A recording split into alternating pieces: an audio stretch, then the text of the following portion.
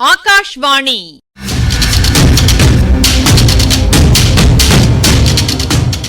பொன்னியின் செல்வங்கள் வாசிப்பும் ஆய்வும்.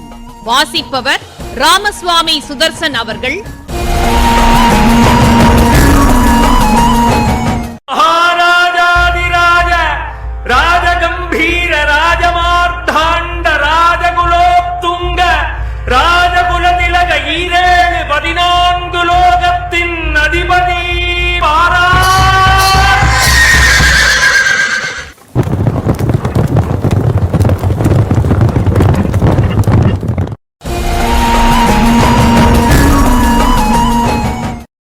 சுரங்கப்பாதையை அந்த கதவை கடந்து செல்லும்போது அந்த காவலன் கந்தமாறன் முதுகில் குத்துகிறான். அதைக் கண்டு வெகுண்டு வந்தியத்தேவன் காவலனை கட்டி போட்டுவிட்டு மூர்ச்சையடையச் செய்து பிறகு காயம்பட்ட கந்தமாறனை தூக்கி சுமந்து கொண்டு அவன் கோட்டைக்கு வெளியே அவன் பயணிக்கிறான். தோளில் கிடந்த கந்தமாறன் சில சமயம் நழுவி விழுந்துவிடப் பார்த்தான். இந்த அபாயங்களையெல்லாம் தப்பி வந்தியத்தேவன் அந்த கரையை அடைந்தான். கொஞ்ச தூரம் இடுப்பு வரை நனைந்த ஈரத் துணியுடன் ஆஜானுபாகுவான கந்தமாறனுடைய கனமான உடலை தூக்கிக் கொண்டு தள்ளாடிச் சென்ற பிறகு மரநிழலில் சிறிது இடைவெளி ஏற்பட்ட ஓரிடத்தில் கந்தமாறனை கீழே மெதுவாக வைத்தான். முதலில் சிறிது சிரம பரிகாரம் செய்து கொள்ள விரும்பினான். அத்துடன் கந்தமாறனுடைய உடம்பில் இன்னும் உயிர் இருக்கிறதா என்பதை நிச்சயப்படுத்திக் கொள்ள விரும்பினான். உயிரற்ற உடலை சுமந்து சென்று என்ன உபயோகம்? அதை காட்டிலும் அந்த காவலன் உத்தேசித்தது போல வெள்ளத்திலேயே விட்டுவிட்டு செல்லலாம். இல்லை இல்லை, உயிர் இருக்கிறது. பெருமூச்சு வருகிறது. நாடி வேகமாக அடித்துக் கொள்ளுகிறது. நெஞ்சு விம்முகிறது. இப்போது என்ன செய்யலாம்? முதுகிலிருந்து கத்தியை எடுக்கலாமா? எடுத்தால் ரத்தம் பீரிட்டு அடிக்கும். அதனால் உயிர் போனாலும் போய்விடும். காயத்துக்கு உடனே சிகிச்சை செய்து கட்ட வேண்டும். ஒருவனாகச் செய்யக்கூடிய காரியமல்லவே. வேறு யாரை உதவிக்கு தேடுவது?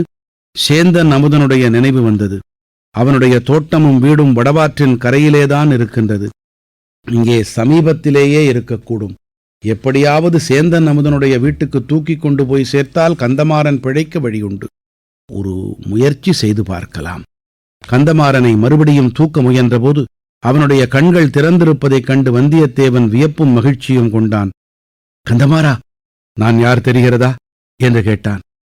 தெரிகிறது, நன்றாகத் தெரிகிறது. வல்லவரையன் நீ. உன்னைப் போல அருமையான நண்பனை தெரியாமல் இருக்குமா? மறக்கத்தான் முடியுமா? பின்னால் நின்று முதுகிலே குத்தும் ஆப்த சிநேகிதன் அல்லவா நீ என்றான் கந்தமாறன்.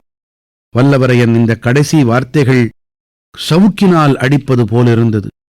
ஐயோ, நானா உன்னை பின்னால் இருந்து குத்தினேன் என்று ஆரம்பித்தவன் ஏதோ ஞாபகம் வந்து சட்டென்று நிறுத்தினான். நீ குத்தவில்லை. உன் கத்தி என் முதுகை தடவிக் கொடுத்தது. அடப்பாவி, உனக்காக அல்லவா இந்த சுரங்க வழியில் அவசரமாக கிளம்பினேன். பழுவேட்டரையருடைய ஆட்கள் உன்னை பிடிப்பதற்குள் நான் பிடிப்பதற்காக விரைந்தேன். உன்னை யாரும் எந்தவித உபத்திரவமும் செய்யாமல் தடுப்பதற்காக ஓடி வந்தேன். உன்னை தேடி பிடித்து வந்து சின்ன பழுவேட்டரையரின் கோட்டை காவல் படையில் சேர்த்து விடுவதாக சபதம் கூறிவிட்டு வந்தேன். இப்படி உனக்கு நன்மை செய்ய நினைத்த நண்பனுக்கு நீ இவ்வாறு துரோகம் செய்து விட்டாய். இதுதானா நட்புக்கு அழகு? நாம் ஒருவருக்கொருவர் உதவி செய்து கொள்ள வேண்டுமென்று எத்தனை தடவை கையடித்து சத்தியம் செய்து கொடுத்திருக்கிறோம். அவ்வளவையும் காற்றில் பறக்கும்படி விட்டுவிட்டாயே. இந்த சோழ நாட்டு ராஜாங்கத்தில் நடக்கப் போகும் ஒரு பெரிய மாறுதலை பற்றியும் உனக்குச் சொல்லி எச்சரிக்கை எண்ணி இருந்தேனே. அடடா, இனி இந்த உலகத்தில் யாரைத்தான் நம்புவது என்று சொல்லி கந்தமாறன் மறுபடியும் கண்களை மூடினான்.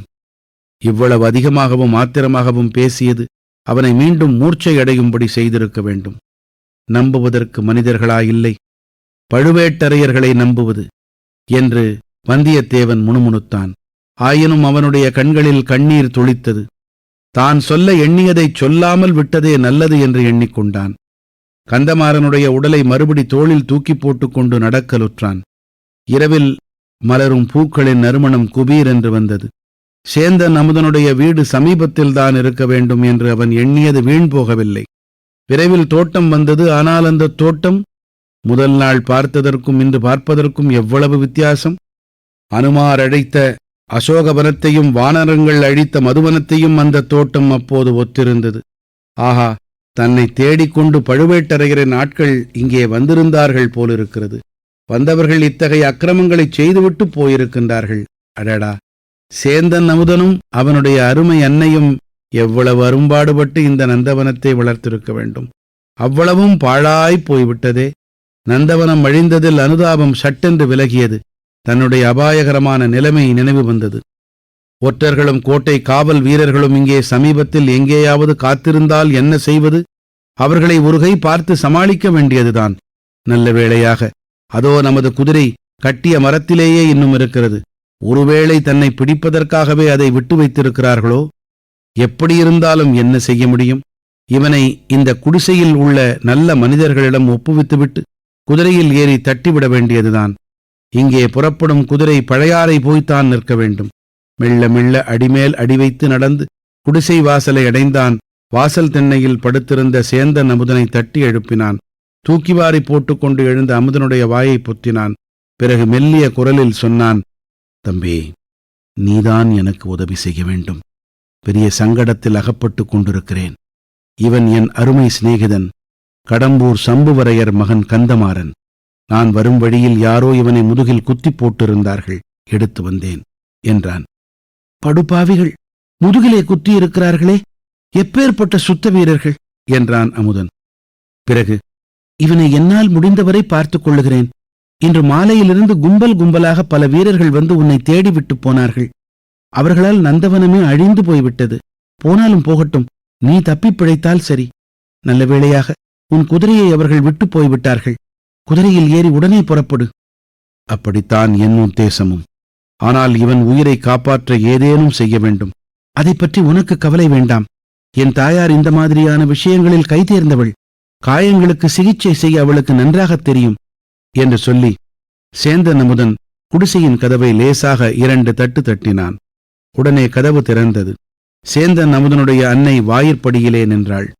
கந்தமாறனை இருவருமாக தூக்கிக் கொண்டு போய் உள்ளே கூடத்தில் போட்டார்கள். கைவிளக்கின் வெளிச்சத்தில் சேந்தன் அமுதன் தன் அன்னையுடன் சமிக்ஞையினால் பேசினான். அதை அவள் நன்கு அறிந்து கொண்டதாக தோன்றியது. கந்தமாறனை உற்று பார்த்தாள். முதுகில் செருகியிருந்த கத்தியை பார்த்து பிறகு உள்ளே போய் சில பச்சிலை தழைகளையும் பழந்துணியையும் எடுத்து கொண்டு வந்தாள். இருவரையும் நிமிர்ந்து பார்த்தாள். கந்தமாறனை சேந்தன் அமுதன் இறுக்கிப் பிடித்து கொண்டான். முதுகில் இத்தனை நேரமாய் நீட்டிக் கொண்டிருந்த கத்தியை வல்லவரையன் பலங்குண்டு இழுத்து வெளியேற்றினான். இரத்தம் குபீர் என்று வெளியிட்டு பாய்ந்தது. உணர்ச்சியற்ற நிலையில் கந்தமாறன் ஓவென்று கத்தினான். வந்தியத்தேவன் அவனது வாயை பொத்தினான். காயத்தை சேந்தன் அமுதன் அமுக்கிப் பிடித்து கொண்டான். அமுதனுடைய அன்னை பச்சிலை தழைகளை காயத்தில் வைத்து கட்டினாள். கந்தமாறன் மறுபடியும் முக்கி முனகினான். தூரத்தில் திடுதிடுவென்று மனிதர்கள் ஓடிவரும் சத்தம் கேட்டது. போ, சீக்கிரம் போ, போ என்றான் அமுதன். இரத்தக்கரை படிந்த கத்தியையும் வேலையும் கையில் எடுத்துக்கொண்டான் வந்தியத்தேவன். புறப்பட்டவன் தயங்கி நின்றான். தம்பி, நீ என்னை நம்புகிறாயா என்று கேட்டான். நான் கடவுளை நம்புகிறேன். உன்னிடம் பிரியம் வைத்திருக்கிறேன். எதற்காக கேட்டாய்? எனக்கு ஓர் உதவி செய்ய வேணும். இந்த பக்கத்தில் எனக்கு அவ்வளவாக வழி தெரியாது. அவசரமாக பழையாறைக்கு போக வேண்டும். குந்தவை பிராட்டிக்கு முக்கியமான செய்தி ஒன்று கொண்டு போக வேண்டும். கொஞ்ச தூரம் வழிகாட்டுவதற்கு வருகிறாயா?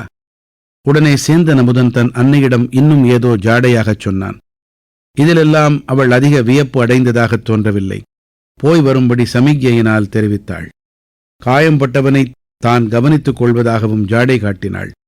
சேந்தனும் தேவனும் புறப்பட்டுச் சென்றார்கள். முதலில் தேவனும் பின்னால் சேந்தனும் குதிரை மேல் ஏறிக்கொண்டார்கள். குதிரையின் சத்தம் கேளாதபடி மெதுவாகவே செலுத்தினான் வந்தியத்தேவன். சற்று தூரம் போன பிறகு தட்டிவிட்டான். குதிரை பாய்ச்சலில் பிய்த்துக்கொண்டு சென்றது. குதிரை புறப்பட்ட அதே நேரத்தில் 5-6 வீரர்கள் குடிசைக்கு வந்து சேர்ந்தார்கள். கதவை தடதடவென்று தட்டினார்கள். அமுதனின் தாய் கதவை திறந்தாள். வாசற்படியில் நின்றாள். இங்கே என்னமோ கூச்சல் கேட்டதே, அது என்ன என்று இறைந்தான் ஒரு வீரன். அமுதனின் அன்னை ஏதோ உளறி குளறினாள்.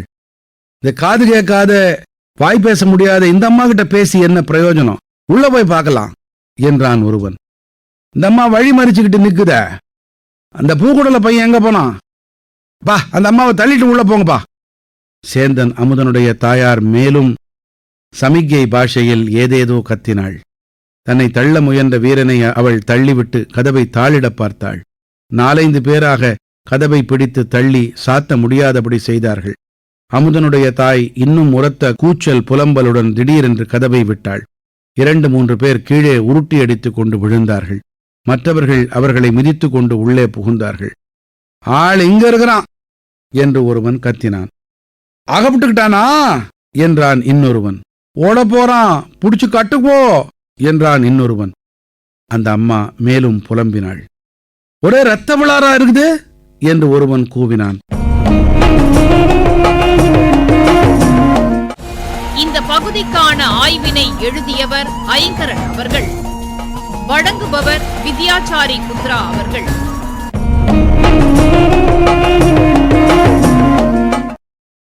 வடக்குல இருந்து தெற்கே வரை காவேரி, குடமுருட்டி, வெட்டாறு, வெண்ணாறு, வடவாறு இந்த வரிசை. நேயர்களுக்கு தெரியும், ஒரே ஆறு பல கிளைகளாக பிரியும்போது வெவ்வேறு பெயர்கள் வைப்பதுதான் நடைமுறைக்கு வசதியாக இருக்கும். உயரமான பகுதியில கோட்டை, அதன் ஓரத்துல வடவாறு ஆழமான மடுக்களை கொண்டிருக்கும் அல்லவா? இந்த விளிம்பில தனி மனிதன் நடப்பதே ரொம்ப கஷ்டம். கந்தமாறன தோளில போட்டுக்கிட்டு வந்தியத்தேவன் நடக்க முற்படுறான். சடசடன்னு மண் சரியுது. எப்பேற்பட்ட ஆபத்து! கரணம் தப்பினா மரணம்ங்கிற நிலைங்கிறார். வடபாற்றின் இந்த பகுதியை பள்ளப்புணல் வெள்ளம் இப்படி அருமையான தொடரால குறிப்பிடுறார் கல்கி. ஒரு வேலோட நீளத்துக்கு ஆழம். இப்ப புரியுது. கந்தமாறன குத்தி போட்டுட்டு இதுல தள்ளி விட்டுட்டா உடலை தேடி கண்டுபிடிக்கிறது ரொம்ப கஷ்டம். மாவீரர் தனாதிகாரி பெரிய பழுவேட்டரையர் கட்டளையா? இதைத்தான் அந்த ஆள் நிறைவேற்ற பார்த்தானா? முழுசா முடிக்கிறதுக்குள்ள அவனை கட்டி போட்டுட்டான் வல்லவரையன். ரொம்ப சிரமப்பட்டு மறுகரைக்கு நண்பனை தூக்கியபடி வந்து சேர்த்துடலாம். உயிர் போகல. உடனே சிகிச்சை கொடுத்தா பிழைக்க வச்சுடலாம். கந்தமாறன் கண்கள் திறந்திருப்பதை பார்க்கறான். பெருமகிழ்ச்சி வந்தியத்தேவனுக்கு. ஆனா உடனே பெரிய அதிர்ச்சி வருது. குதிரை தள்ளிவிட்டு குழியையும் பறிச்ச மாதிரின்னு சொல்லுவாங்க.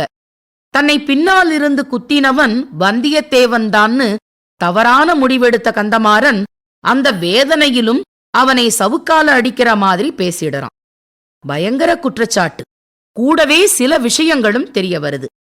ஒருவேளை கந்தமாறன் இறந்து போயிருந்தா இந்த விஷயங்களும் அவனோடையே போயிருக்கும். சேந்தனமுதன் வீட்டு தோட்டத்தின் பரிதாப நிலை நடந்ததெல்லாம் ஊகிக்க வைக்குது. 2 நாளா அந்த பூக்கார வாலிபனோட இந்த வெளியூர்காரன் பேசிக்கிட்டு இருந்ததை கண்காணிச்ச வீரர்கள் அந்த வீட்லயும் சோதனை நடத்தியிருக்காங்க.